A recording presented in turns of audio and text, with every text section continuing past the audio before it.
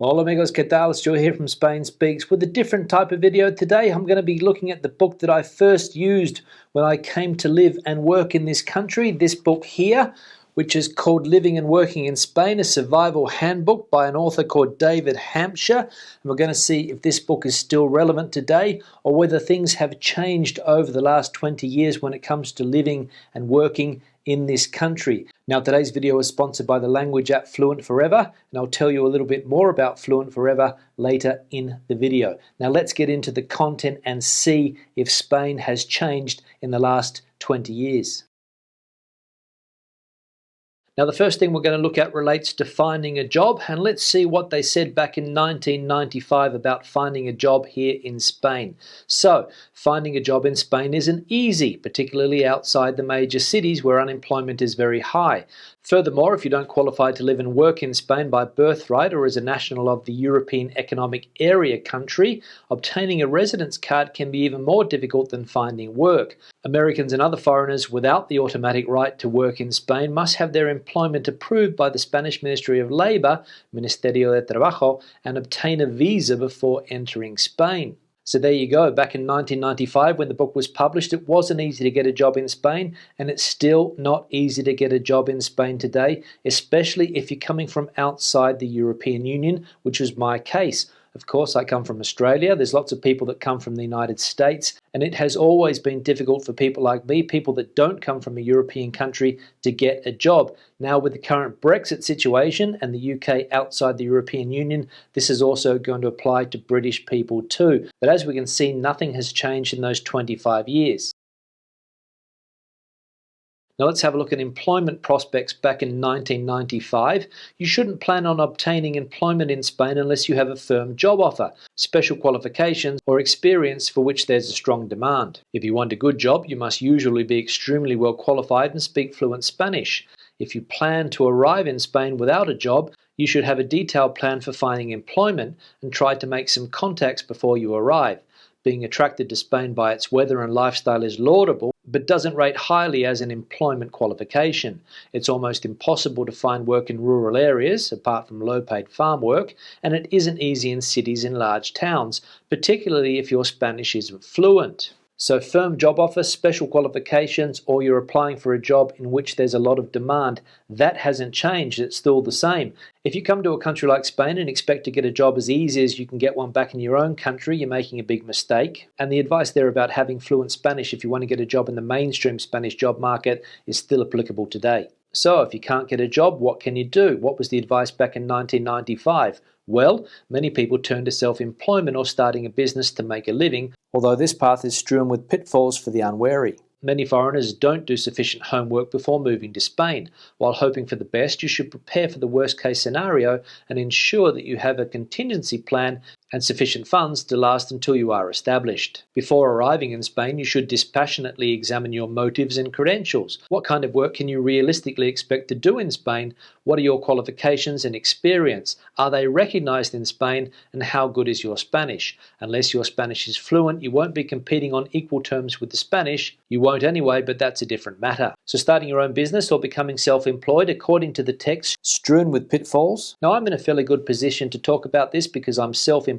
I had my own small business, and it has been a very difficult 20 years for me trying to find clients. It's very difficult to find clients. A lot of doors don't open because you're not Spanish. You don't have the contacts that the Spanish people do. A lot of Spanish people start businesses because they have contacts. They've gone to university. They have school contacts, friends, and that opens doors here in Spain. And if you don't have that, business can be very, very difficult. Don't get me wrong, some people have had successful businesses here in Spain, and I'm sure many people in the future will also have successful businesses here in Spain, but it is not easy, and as we saw, pitfalls are common. Not to mention the amount of money that you have to pay if you are self-employed. You have to also keep that in mind. And another important point that they mentioned there is that you need to have a good level of Spanish if you want to compete with the Spanish here in Spain.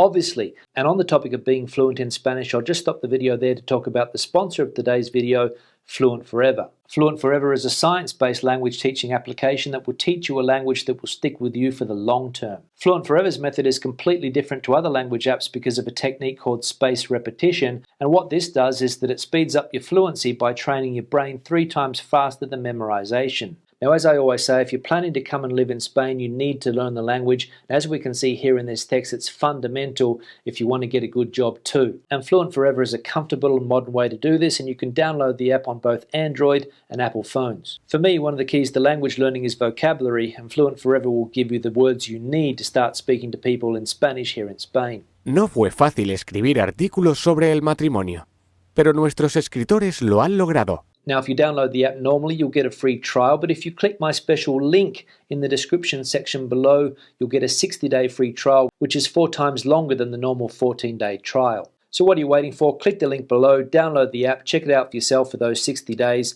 take your Spanish to the next level, and you'll be able to hit the ground running when you come to Spain and have real conversations with real people in Spanish. So what are you waiting for? Download the app Fluent Forever. Now back to the video. Okay, so we've talked about employment. Now it's time to talk about unemployment. As we know, Spain is a country that suffers from chronic unemployment problems. It's a problem that has been dogging the country for many, many years.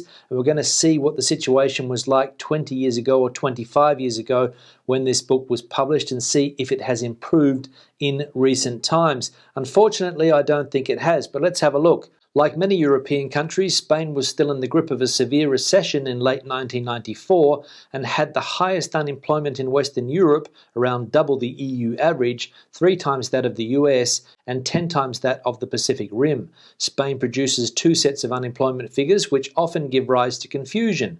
A quarterly figure produced by the National Statistics Office, the Instituto Nacional de Estadística, INE, is based on a telephone survey and puts unemployment at around 24%, around 3.75 million people. In contrast, the number of registered unemployed issued by the Labour Ministry is around 17%. The INE figure is generally accepted, particularly internationally. However, both figures are distorted by the large number of people working illegally in the black economy, although real unemployment in some areas is much higher than the national average, over 40%. So in 1994-1995, when the book was published, Spain had the highest unemployment in Western Europe, and to be honest, I don't think it has improved. I don't know whether Spain currently has the highest unemployment in Western Europe. Maybe Greece has worse figures than Spain, but it is still very, very high. I think currently it's around 18%, a lot worse for youth unemployment. We'll have a look at youth unemployment in a minute, but we can see that unemployment has been a problem in Spain for a long, long time. It goes up, it goes down, it goes up, and at the moment it is staying up. So not a good time to come to Spain looking for a job, unfortunately. Unemployment is particularly high among the young. Over 55% of the 16 to 19 age group and some 45% of the 20 to 24 age group are unemployed. The unemployment are often unskilled or even illiterate, although some 30% of university graduates are also unemployed. The biggest increase in employment in recent years has been in the service and construction industries, the engines of growth in Spain in recent years. Spain has traditionally exported workers, Spain's most successful export, to other European countries, although even this lifeline has dried up in the last few years as the recession has intensified throughout Europe. So unfortunately, this still rings true today. Youth unemployment still very, very high, difficult for young people to get a job. The part about young people being illiterate is not necessarily true, as most people get an education nowadays. And I think Spain has quite a high literacy rate now compared to, say, 30 years ago. But that problem of youth unemployment still dogs the country, and it is still very, very hard for young people to get a job, unfortunately, as it was back in 1994. Now let's focus our attention on the economy and see if things have changed. Let's have a look here. Spain has experienced an economic miracle in the last few decades, during which it has been transformed from a basically agricultural country into a modern industrial nation. However, the booming 80s have been followed by a slump, the severity of which has shocked Spain's business and political leaders to the core and which shows no sign of ending. The recession coincided with Spain becoming a full member of the EU and highlighted the country's lack of competitiveness low productivity, and high production costs. Overmanning is common in Spain, particularly in the civil service and state-owned industries, which are renowned for their inefficiency. So the economical miracle dried up before 1994, according to this. There was another one during the 2000s. We had the housing boom, and that caused the economy to go through the roof, but it was followed again by another slump. So we can see here that things don't change here in Spain. The economy goes up, then it crashes, it goes up, then it crashes. And it shakes Spain's business and political leaders to the core. And that is again happening today. And it happened back in 2008, 9, 10, 11, and 12 when the economy went through that severe recession because of that housing bubble exploding. So boom and bust would be one way to sum up the economy here in Spain. Now we'll have a look at the topic of teaching English, which is what I have been doing for the last 20 years here in Spain, and we'll see if things have changed since the book was written. English teachers are in huge demand in Spain, where learning English and other foreign languages has become obsessive in the last decade. There are over 20,000 English teachers in Spain, and due to the constant demand and high turnover, those with a TEFL, Teaching English as a Foreign Language, or ESL, English as a Second Language certificate, can sometimes find a job on the spot. In fact, due to the high demand for teachers in some cities, some schools may not insist on formal teaching qualifications, and a graduate native English speaker can get a job without other qualifications, although Americans aren't as popular as Britons. So again, not a lot has changed. Spaniards are obsessed with foreign languages, in particular English, and there is still a great demand for English teachers in this country. Obviously, it's a little bit more difficult now given the current circumstances, but in the big cities here in Spain, it is still easy to find a job, and there are even programs nowadays like the Auxiliares program, which allows people to come from countries like Canada, the USA, Australia, and work here in government schools teaching English or working as classroom assistants. So the demand for English language teaching is still very, very high in the country.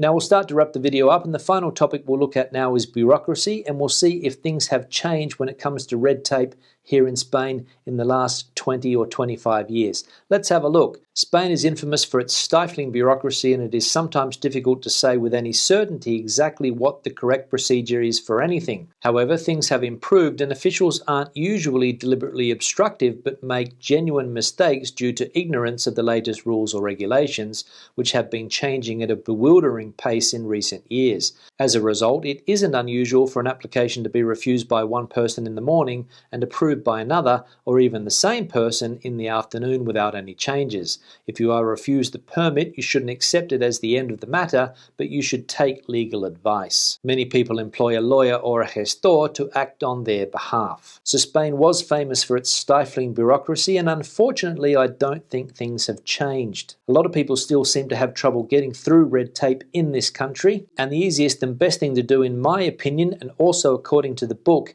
is to hire a lawyer or a gestor to get things done for you, because those are the people that understand the system and they've got the time to deal with bureaucracy. But for normal people like me, people that are working, it can be a very, very frustrating experience to get even simple things done here in Spain. On that note, I'll start to wrap the video up. This is part one of this video. I'm going to make another part, look at some more aspects of this book and see if things have changed regarding some of the other key points of living and working in this country. Debate the situation out as you normally do. Tell us your experiences of coming to live and work in Spain. If some of the things mentioned in this book ring true for you, give the video a thumbs up if you liked it, thumbs down if you didn't. I'll see you in the next one. Hasta luego.